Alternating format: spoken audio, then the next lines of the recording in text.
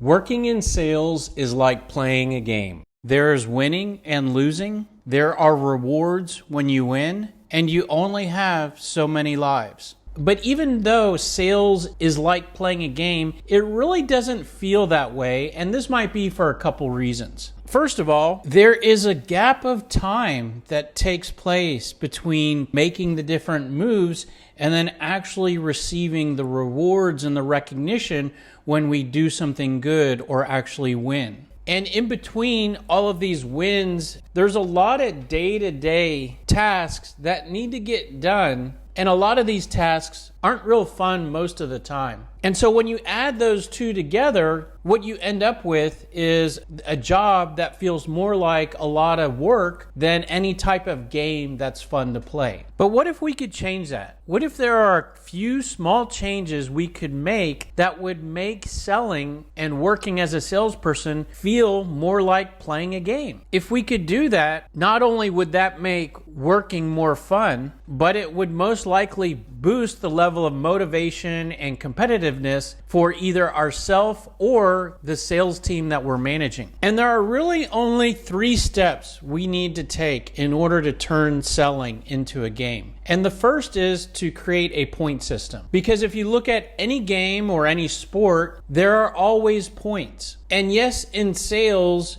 you have your sales results and the amount of business you've closed. And those totals could look like points. But when you're gamifying sales, view your closed business more as your wins and create a point system for the things that lead up to those wins. So what we can do is we can create a point system for all the different tasks and activities that we need to complete and work on that add up or lead to the end result of closed business and the wins. And by being able to track and see the points we've accrued, we will not only have more visibility into where we are in terms of being on track or off track, but we also will likely have a much greater feeling of accomplishment for all of the work that we're doing day in and day out. Because you might be working hard and getting a lot of work accomplished and making progress, but it's very easy to not feel that way if it's been a while since you've closed a deal or received any type of reward in terms of commissions. And the second thing that we need to do in order to turn selling into a game is that we have to have a scoreboard. If you think of any sport and really any game, there's always a scoreboard that tells the player where they are and how they're matching up against the competition. Not only does this allow the salesperson to see where they are in the pack, but the scoreboard can also greatly increase the level of competitiveness across the team. And the third step is to provide rewards and incentives.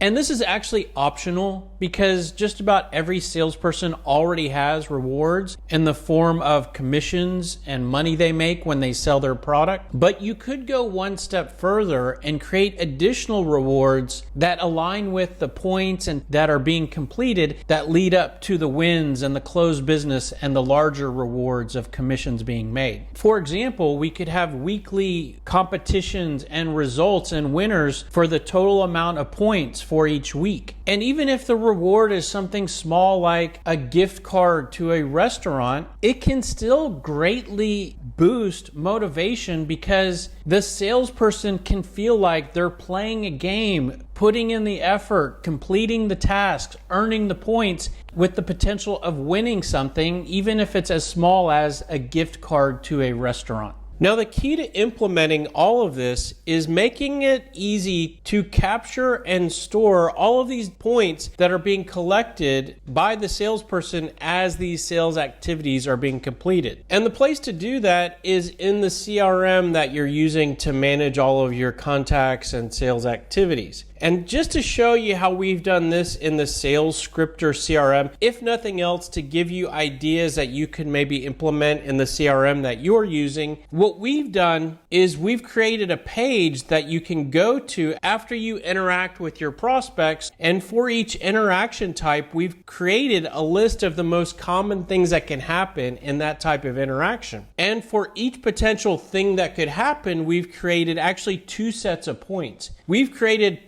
pursuit points, which are all the points that I just mentioned to you, the points where a salesperson is completing some type of sales activity. But we've also created a second set of points, which are called quality points, which are points that accrue when the prospect does something either good or bad. So yes, when you send an email, that's a pursuit point because the salesperson is completing some type of sales activity. But when the prospect opens the email or clicks on a link in the email or responds to the email, those are points that are on the prospect side in terms of quality, and we can also capture those points to create a picture of how interested or uninterested the prospect is. So with this type of page, the salesperson can come here and select all the different things that happen in that type of interaction. And we've also created some categories of what might take place during that interaction between the salesperson and the prospect. All of these different details can create a much more detailed picture of not only how good the salesperson is doing in terms of playing the game, but also how good the prospect is responding, or maybe how poorly the prospect is responding in terms of the objections that they give us, and we can document those. And these are actually negative quality points. And so when this data is saved for a particular contact after we've just interacted with them, maybe on a phone call or in a meeting, what happens is with this data, we're able to display a visual representation of what's going on with that particular prospect, where we can display the pursuit line of how we're pursuing this prospect over a period of time, and then a quality line for how the prospect is either positively or negatively responding to our sales efforts. So this not only gives us a picture of what's going on with this individual prospect, but we can take all of the data that we're collecting for all of the points, and we're able to display this in an area that we call prospect points, where we're able to display the entire sales team and all of the quality points and pursuit points each salesperson has. And this is essentially the scoreboard that I mentioned. This is where each salesperson can come and see how they're performing. They can see how they match up against the other competition, not only in terms of the results they're generating in terms of